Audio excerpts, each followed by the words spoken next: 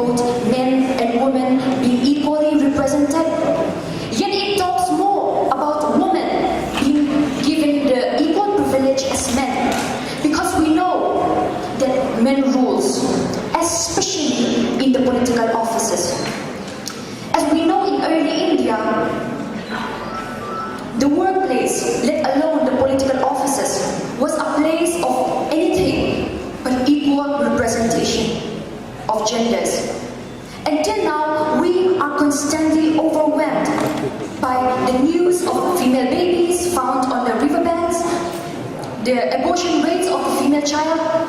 A girl child's right to education is ignored. She is married off before her teenage years.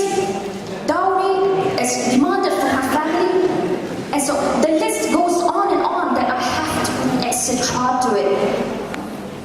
And as I dive deeper into this topic, I found that a woman's incapability of participating in politics is greatly due to sexual violence towards them, as well as illiteracy. And I think that it is fair enough to say that it is no bed of roses to be a woman in such a society. But with the advancement of the modern world, there is no doubt that there is a gradual change towards equality. Women are taking affairs in these things.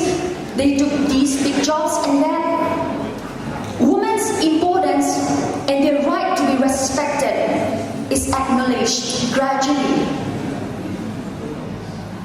As women empowerment and gender equality becomes an indispensable issue. Still, it is crystal clear that these acts need to be pushed to a much higher level to make a better society. And let us consider this. If not from the heart of all the workplace of a society, the political offices, then from where? Then from where will it start? Then from where will we get a better example? The political offices are the roots of all the activities of the society, the head, which every people look up to. And I know that if a woman is given the right and the respect she deserved there, then I know that the rest of the society will follow. The people who are veiled by the disillusion that woman needs no education will see the misconception. When a woman is trusted equally as men on the decision-making policy, then I know that a woman will be entrusted more in many other fields, boosting her self-confidence to be a woman without any captivity. In our country's political office, we have two significant women. Our first Prime Minister of India, Indira Gandhi, and President of India, Pratibha Patil, both who are perfect role model for this state woman.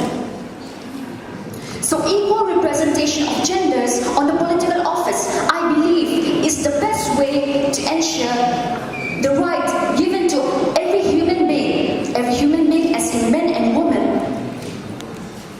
is fully serviced so as to make a better and advanced society. Thank you.